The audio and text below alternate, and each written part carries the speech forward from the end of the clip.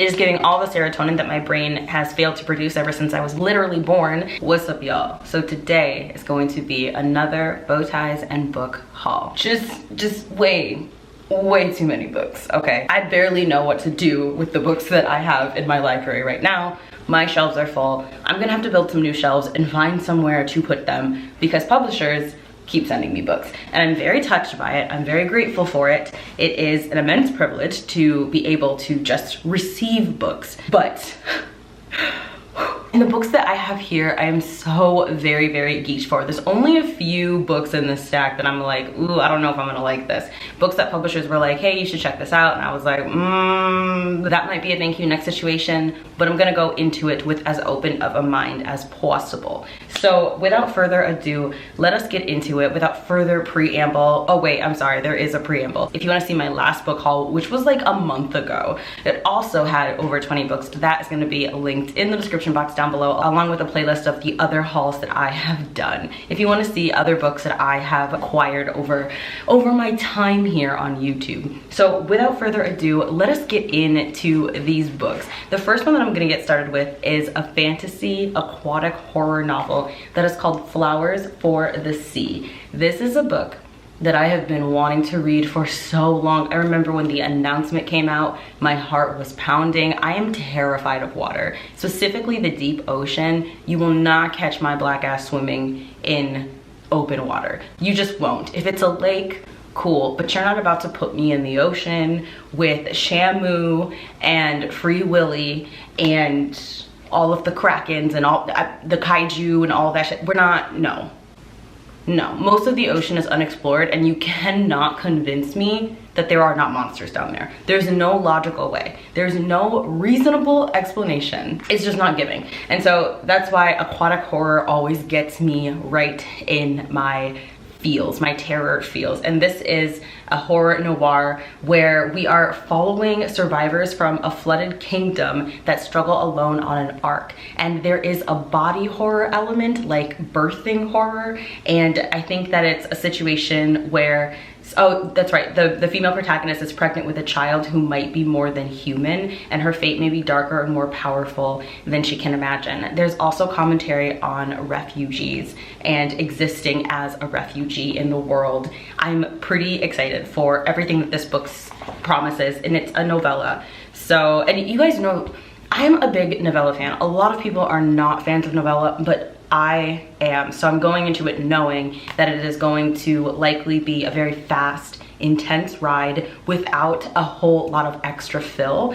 and I'm here for it. I'm prepared. We have another black horror novel, and this one just so happens to be my favorite black horror of all time. If you know me, you know that that book is none other than The Ballad of Black Tom by Victor LaValle. I read Black Tom, I think in 2019. I read it in one sitting. I was sitting at a cafe and I read it for Blackathon in like 2 hours. I just was, I still remember how vivid that experience was. And this book is close to my heart for so many reasons. And when the publisher announced that they were coming out with this cover and they revealed it, I was like, get first in line. It's giving pre-order, it's giving 10 copies, it's giving, I'll be late on my rent. I would sell my soul to get a copy of this book, and thankfully the publisher sent it to me, and I can just barely keep my eyes off of it. I'm so proud of Victor LaValle and everything that he has continued to do with so little recognition over the years, and now he's finally getting the recognition that he deserves.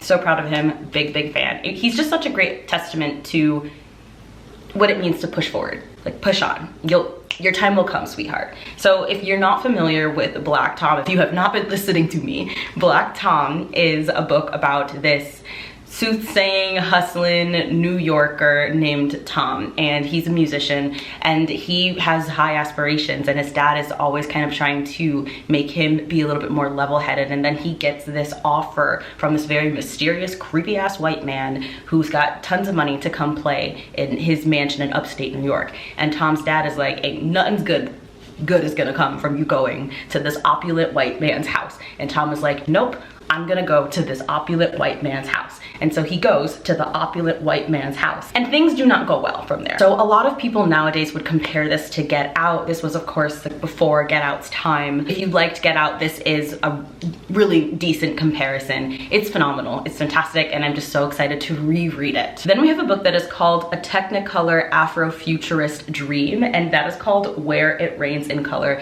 And we absolutely love this cover, this ballet-esque, gorgeous, colorful, astrological, just magical, celestial cover. We simply love to see it. So I was sent this because I'm going to be participating on a, what is it called, a tour on my Instagram. The tour is going to be happening, my spot in the tour will be happening in the first week of December, and I'll be posting about this book, and I want to do a post with me doing a yoga pose that's similar to this. So I'm really, really excited about it. And I'm just going to read a bit from the synopsis because it sounds absolutely wild, incredible piece of chunky monkey black speculative fiction. So just stay tuned, listen to this. Colonized by the descendants of Earth's West African Dogon tribe, the planet of Swazembe is a blazing, color-rich utopia and famous vacation center of the galaxy. First of all, you have vacationing in the galaxy. You have Wakanda in space. No one is used to trouble in this idyllic, peace-loving world. Okay, utopia that's never really a utopia because it's low-key a dystopia. Least of all, the rare indigo. But Lila, I don't know what the fuck. Is her name Lila? Lila's perfect pampered lifestyle is about to be shattered. The unthinkable happens and her glorious midnight skin becomes infected with a mysterious disease where her skin should glisten like diamonds mixed with coal. It instead scabs and scars. On top of that, she starts to hear voices in her head and everything around her becomes confusing and frightening. Body horror? Body horror? Body horror. Her destiny goes far beyond her beauty. While searching for a cure, she stumbles upon something much more valuable. A new power awakens in her and she realizes her whole life and the galaxy within it is about to change. That sounds absolutely incredible. You have body horror. You likely have social commentary and wealth horror. You have space. Love, love, love books set in space. We've got like a fantasy, sci-fi, speculative fiction blend.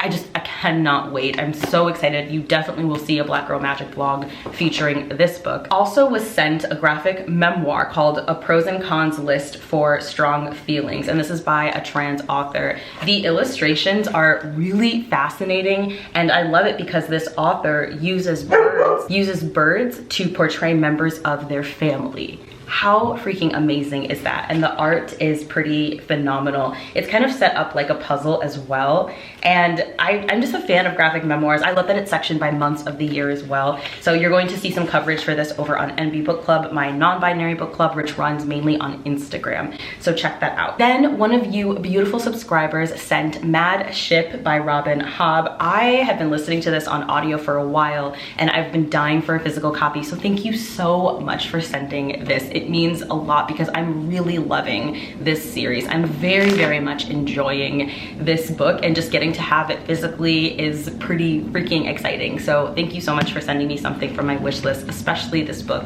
that I have been so desperately trying to read. And this was from Vanessa. So thank you again, Vanessa. You are wonderful, and this made my day. And if you're not familiar, this is an aquatic fantasy. It's not only set on water, but it follows a family, the Vestrit family, who is in possession of a quickened ship. That means that the ship is fully conscious and can steer itself and interact with the crew and connect emotionally with the members of the crew, specifically the members of the family. It's very, very intense and fantastic. And the Vestrit family has fallen into disrepair and are trying to get their money back as well. But things are made further complicated when famous pirate king Kenneth seizes their beloved ship and takes hold of her. It follows a very vast array of characters, and it is exciting, it is fast-paced, it is philosophical. I absolutely love this series, and I can't wait to talk more about it. So then we have For Butter or Worse. You probably saw this on my Instagram unboxing that I did for the Read It and Eat box.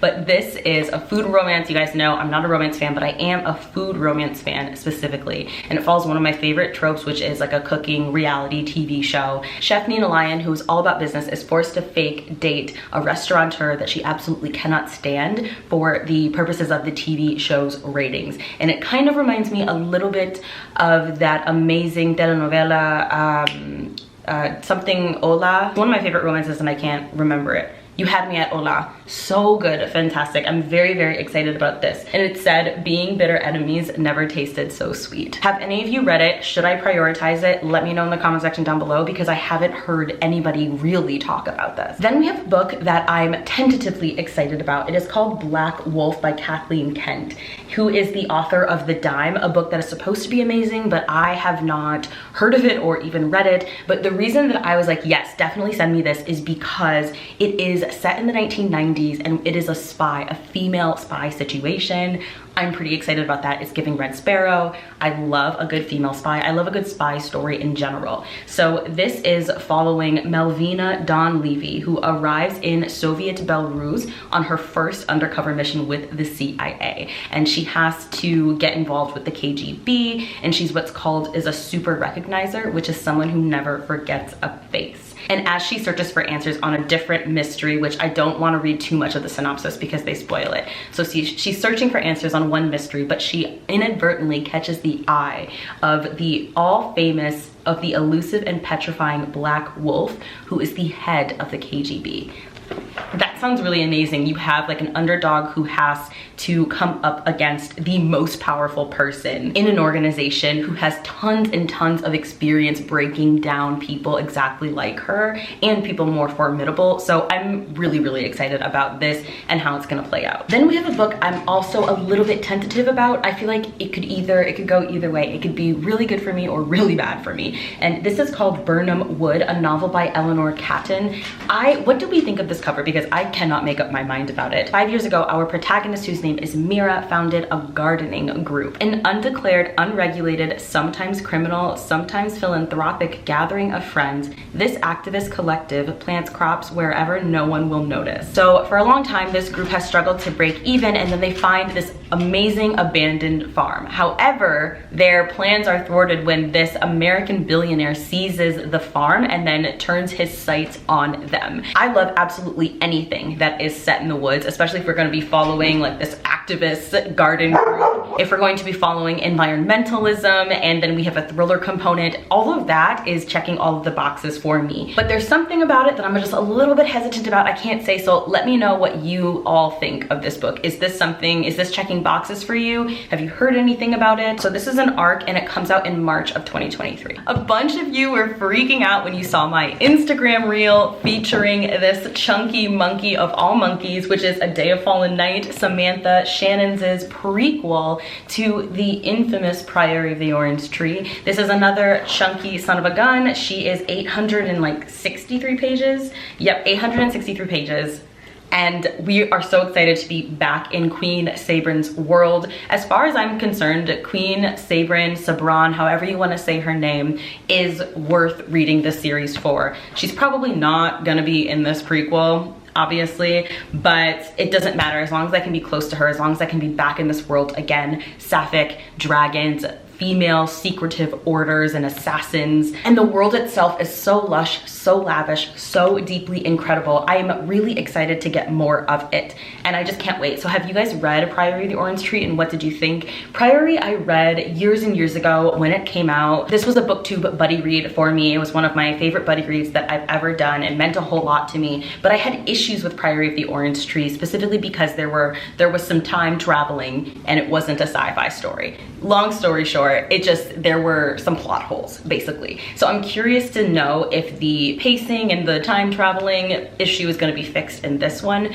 But even though I had issues with the structure of the book, with the execution of the book rather, I still found that as time went on, I loved it more and more and more. So I'm really excited to get back into this, and hey, maybe that means I will reread Priory. Then we've got a couple nonfiction books. We have The Three Mothers, which is about how the mothers of Martin Luther King Jr., Malcolm X, and James Baldwin shaped a nation. I'm so excited to be hearing more about Black feminist contributions to the civil rights movement. Then we have another nonfiction called Sister Novelists, and this is about the trailblazing Porter sisters who paved paved the way for Austen and the Brontes. So these sisters came before the Brontes and Jane Austen, and apparently they were very much beloved and celebrated. They were lavishly wealthy, they were a little bit wild, they had to, well, okay, let me rephrase. They socialized among the rich and famous, but had to hide their family's considerable debt and fell dramatically in and out of love. And this book is about their moving letters to each other that confesses all of the details of their lives.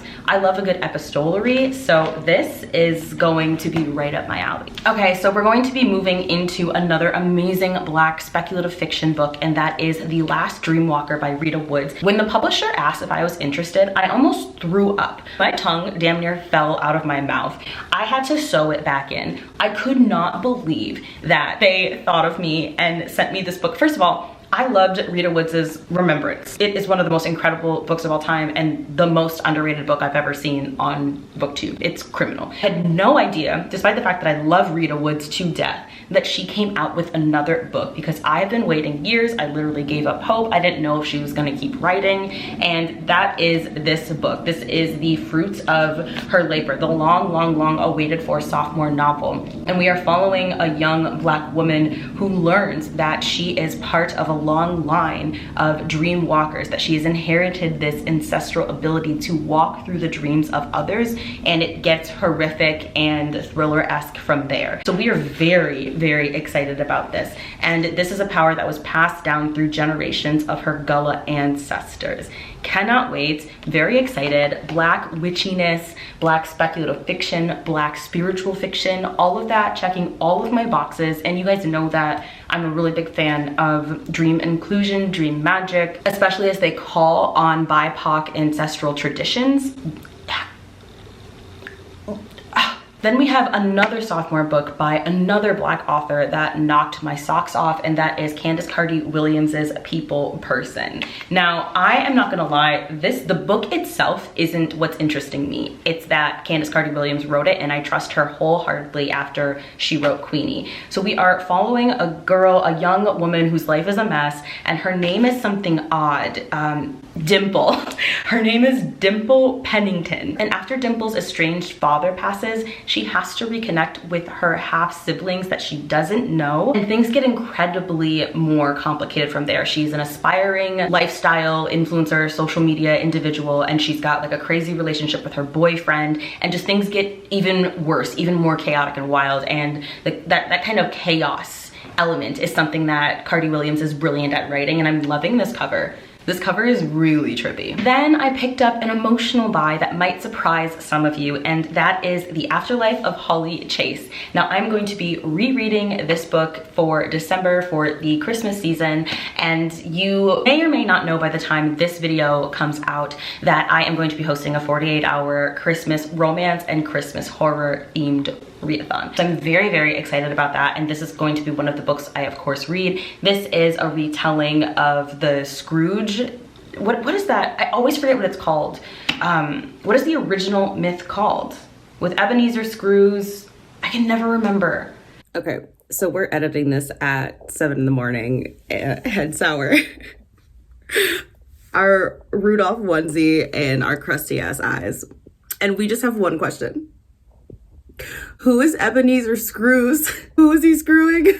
I hate it here. But whatever, you know, she gets visited by 3 ghosts and they have to make her remember how to be a good person again. That kind of thing. Whatever that original, A Christmas Carol. Yes, so this isn't a Christmas Carol retelling, however, it is gender bent, and we're following a girl named Holly who is just an irredeemably mean person. Throughout this book, as she's being shown her way, she may or may not be falling in love. Now, this surprised Jan when I pulled it out, because she was like, it does not seem like y'all would be into that book. It caught me at the right time. I read it years ago, and even though I was like, okay, I gave it 3 stars, it wasn't anything that I would be actually obsessed about. It's just stuck with me though. And so I'm really excited to reread it and see how I feel about. But more importantly, I just wanted to own it and have it be close. Next up, we have Love Times Infinity by Lane Clark. We love a debut Black author in this house, and this is a sweet, romance between two Black teens, one of whom is a basketball player and the other who is struggling with her scholarship essays and with academia and what she wants to do with her life. So this is a new adult story because they're both in college. And I don't know when I'm going to get to this, but Lane Clark is an absolute sweetheart, and I was really touched that she had this book sent to me, and I just can't wait. It came in this really cute promotional box with a bookmark and stickers, and I'm excited to get to it when I'm in the mood for a good contemporary romance. Next up, this is a book that I bought for myself from Pango, and that is No Gods, No Monsters by Cadwell Turnbull, who is an incredible Black speculative fiction author. Cadwell is absolutely amazing, and there was no way I could not own this beautiful cover, even if the book is terrible, which it won't be. But even if it's terrible, it's giving everything that I never got as a child. Y'all know that snakes are it for me. This holographic snake is phenomenal. And the card stock, like, this is the thickest hardcover like sheath that I've ever felt. I don't know why that sounded so sexual. I am so sorry, you guys. Let me see if I can give an example. This is the thickness of the average hardcover. Can you guys just hear and kind of see the difference in thickness? I'm gonna stop talking. This got pornographic really quickly. Anyway, basically what's happening in this book is that people are learning that monsters are real. In this book, which is urban fantasy, people start to be hunted and haunted by things like werewolves. Demons and monsters are literally coming out of the shadows. You have a local werewolf pack that is threatened. You have a secret society that is exposed. People start disappearing, suicides and hate crimes increase, and protests erupt globally, both for and against the monsters.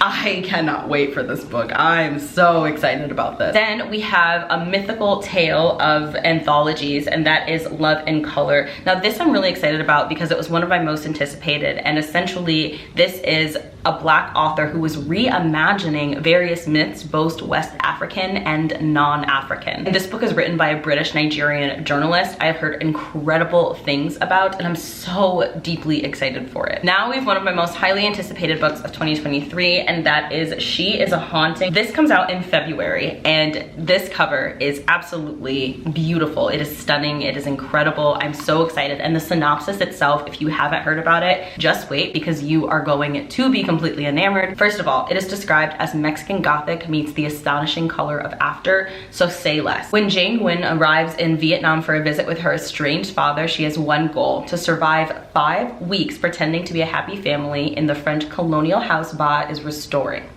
But the house has other plans. She wakes up paralyzed. The walls exude a thrumming sound while bugs leave their legs in feelers in places they don't belong. She finds curious traces of her ancestors in the gardens they once tended. And at night, Jade can't ignore the ghost of the beautiful bride who leaves cryptic warnings. Don't eat. And it's sapphic. It has a tense relationship between siblings, a tense familial relationship, insect horror, which I love, haunted houses, which I love. I'm so freaking geeked. Speaking of sapphic, we have a book by one of my favorite queer authors, and that is The Nightwatch by Sarah Waters.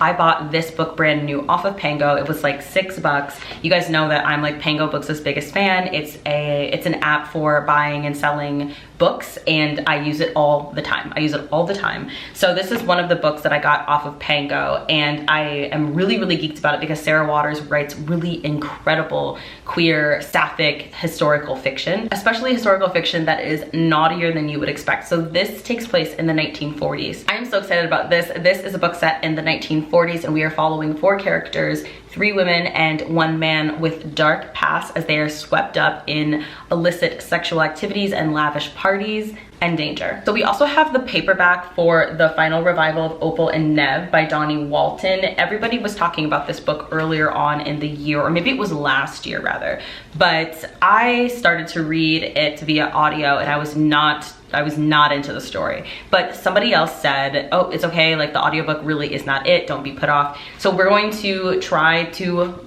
read it this way. The publisher sent a physical copy as well as a paperback, so I'm really excited to get to it. Maybe I'll do a try a chapter challenge and see if this is going to be the book for me, because I was excited about it simply because I wanted another of those autobiographical, wild, musician-esque stories that is similar to Daisy Jones, and the fact that we're following a Black female protagonist made it even more exciting. But so far, I just haven't been inspired to pick it up. So maybe the publisher surprising me by sending me the newly released paperback is going to be the push that I need. 2 other books that may surprise me or may let me down. So we're following CEO Jane Ward, who is famous and successful until she falls ill with an allergy that's going around and her life falls apart, dumping her in the ghetto with the other Hell-Sans allergic. This book, despite the fact that I feel that this cover is unfortunate and we probably could have done better, I'm pretty excited about this book, so do not let this cover fool you. It sounds pretty damn good. It just sounds so weird. The government has released this font. It's a font that is everywhere, and when you read it, it instills this feeling of euphoria and calm on you, unless you're allergic. And those of the people who are allergic to the font, it sounds so ridiculous. The people who are allergic to the font are placed in ghettos. And then when one of our protagonists develops an allergy to the font, and she's a CEO and she's successful and very, very rich and famous, she is dumped into a ghetto and she meets Dr. Echo Smith, who's a scientist who has a cure for the allergy, but she's on the run from the government and a terrorist group with their own plans for the allergic. So this sounds like social commentary, eco-terrorism, that kind of thing, and I'm very, very interested. I'm incredibly excited about it. It's described as a clever, dark science fiction satire, social satire book. I'm ready for it. But also the idea of a killer font sounds completely ridiculous. But some of the best books come from the most wild, out there concepts, and I'm ready for this one. Now this book, again, another cover that I feel like we could have done a little bit more with, but it sounds amazing. And this book is called The Hollows by Danielle Church. So basically we are following an inspector who is working in this remote village, and he comes across a dead body. At first glance, it looks like he drank too much and froze to death. But then they realize that a man is clutching a knife in one hand. There's evidence that he was hiding from someone and that someone watched him die. Stranger still, an odd charcoal mark has been drawn onto a stone beside his body. So that is actually only the first of several deaths. And then when the village gets locked in by a storm, it becomes really claustrophobic and freaking scary. And there's this mysterious cult 30 Days of Night-esque element. It sounds like the horror for me, especially with this season, with December, November, January, February. I crave those polar horror stories, so I'm definitely gonna need to get to this sooner rather than later. Speaking of horror, from Pango Books, I purchased a Junji Ito coloring book, and this is just a collection of horrific artworks by Junji, and I'm really excited to color them in. I'm not gonna show because he is just known for very unsettling images and I don't want to trigger anybody, but I got this off of Pango for like $9. Again, if you guys are not using Pango Books, you really should. I have a discount code. If you use the code bowties5, you get $5 off your first order, and that's at the bottom of my description box under like ways you can support my channel, because it's an affiliate code, and I highly recommend using them. Also, if you want to get a Pango and check out the books that I have on there for sale, feel free to do so. Then I have a minor chorus. Now this is what my book club, the NB book club, is reading this month, and I'm very excited about it because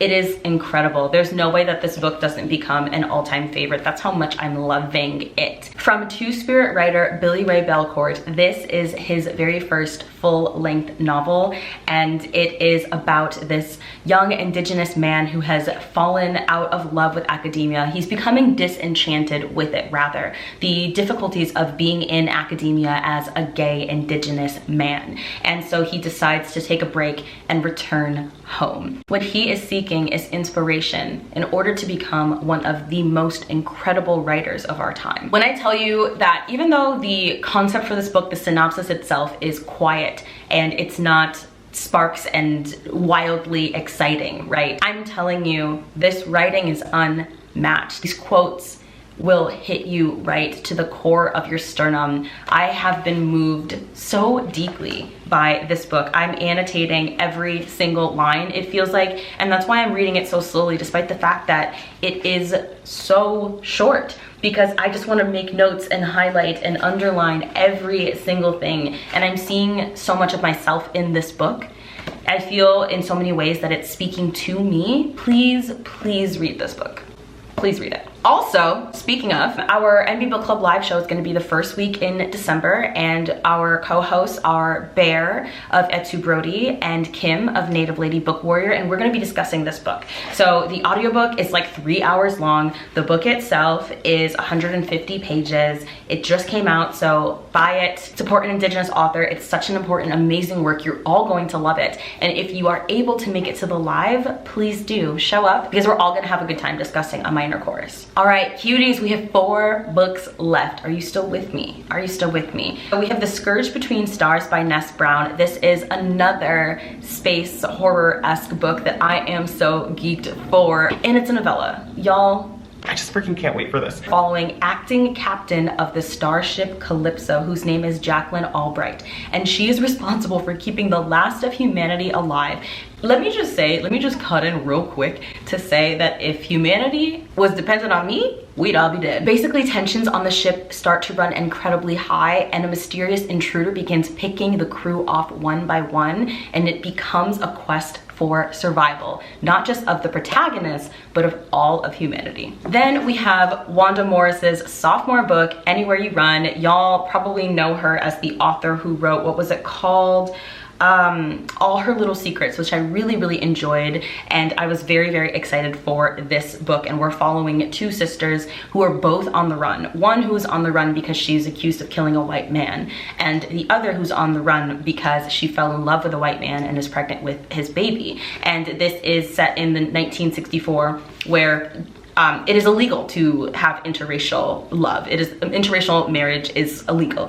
And so both of these sisters are on the run for their lives. It also talks about voter suppression. And on top of that, they are being hunted by an unknown man, as well as the police. It sounds messy and exciting, a good game of cat and mouse, and I can't wait for it. The publisher also kindly sent a finished copy of Bloodmarked. Wow, cannot wait for this. Very, very deeply excited for Bloodmarked. It is giving all the serotonin that my brain has failed to produce ever since I was literally born. Can't wait. The reading vlog for this is still coming. I have not read it, but we are getting there. Finally, I've received a special edition of You Made a Fool of Death with Your Beauty by Akweke Emezi, and these purple sprayed edges, this little bookmark. So I have 2 special editions of this one. The other special edition I have is the same cover, but it's different. And this one is signed, and I'm very, very excited. Oh, look at that signature. Y'all know that Akweke is my favorite author. Always will be. It's just forever now until the end of time. I love, worship them, stand them all day, every day. So that is gonna do it for this haul. My camera is dying. If you want more content from me, I do have a Patreon. It is $3 to join, and we do fun as shit stuff over there, so check it out. All my social media links are in the description box below, along with a playlist to my other book hauls if you just want to experience more of what's in the library of bow ties and books. Catch me on Instagram. Be good to yourselves, be good to others, and I hope to see you in my next video.